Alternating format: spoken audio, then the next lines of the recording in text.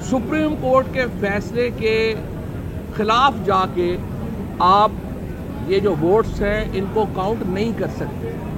अगर आप इन वोटों को हमजा शरीफ के अकाउंट में रखेंगे, ये सुप्रीम कोर्ट के फैसले की वायलेशन है, उसकी खिलाफ वर्जी है।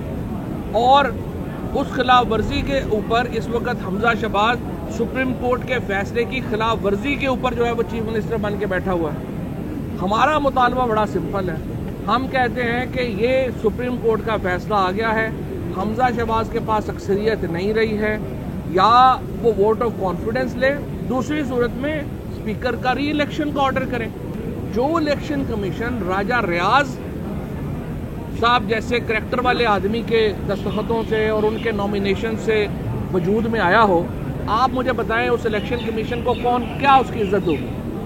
कोई ऑनरेबल आदमी मौजूदा सिस्टम में जो अपॉइंटमेंट्स हैं अपोजिशन और गवर्नमेंट की कंसल्टेशन से आनी है, उनमें आपको नहीं मिलेगा, चाहे वो चेयरमैन नैब का मामला हो, चाहे वो इलेक्शन कमीशन के मेंबरान का मामला हो।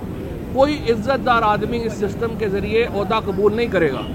अब जिन लोगों ने इस सिस्टम के ज़रिए ओहदे कबूल किए हैं, मुझे बताइए आप उनसे क्या उम्मीद रखते हैं कि कोई मॉरल फैसले करेंगे? ये जो हुकूमत है इसके तमाम फैसले गलत हैं, इनकी तैनातियाँ पोस्टिंग गलत हैं। जिस तरीके से इन्होंने तहरीक इंसाफ के लॉन्ग मार्च के हकीकी आज़ादी मार्च के ऊपर तशद्दुद किया, वो तमाम किसी हकीकी ऑर्डर के बगैर, कानूनी ऑर्डर के बगैर था। तमाम लोग जो इसमें मुलव्वस हैं, इंशाअल्लाह ताला हम उनको निशान इबरत बनाएंगे। इंशाअल्लाह आप देखेंगे कि ये जो DPOs और CCPOs और ये जो पुलिस के नीचे SHOs और एहलकार जो लोगों के घरों में गए, जिन्होंने ख़वातीन की वहाँ पे बेहुरमती की, इन तमाम लोगों को इंशाअल्लाह ताला आप देखेंगे हम निशान इबरत बनाएंगे। और आइंदा किसी को ये जुर्रत नहीं होगी कि वो आइन और कानून से आगे जाके इस तरह से हुकूमतों की ज़ाती चापलूसी करे। बैक डोर को छोड़ दें, हमारे ओपन राब्ते हैं। उन्होंने तो बताया ना कि मुज़ाकरात भी हुए हैं और अब भी मुज़ाकरात होने चाहिए। सियासी जमातों में देखो, कभी भी मुल्क जो होते हैं उनमें ये नहीं होता कि आप आपस में बातचीत ना करें। हमारा मुतालबा क्या है?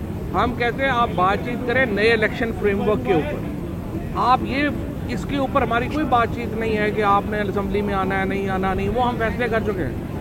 आप सबसे पहले इलेक्शन की तारीख दें, इलेक्शन का शेड्यूल दें, उसके बाद हम आपके साथ बैठ के जो फ्रेमवर्क है इस इलेक्शन कमीशन के तहत आप कैसे इलेक्शन कब करा सकते हैं। ये इलेक्शन कमीशन जो राजा रियाज का नॉमिनेटेड इलेक्शन कमीशन है, उसको कौन जो है वो तस्लीम करेगा? अब इस इलेक्शन कमीशन को रिप्लेस करना है, हम उसके लिए बिल्कुल नून के साथ, पीपल्स पार्टी के साथ, उनके साथ बैठेंगे। नए इलेक्शन की टर्म्स क्या होनी चाहिए, फ्रेमवर्क क्या होना चाहिए, उसके लिए भी हम जो है उनके साथ बैठेंगे। तो हमको मिलिटेंट पार्टी नहीं है, ना ही हम होना चाहिए।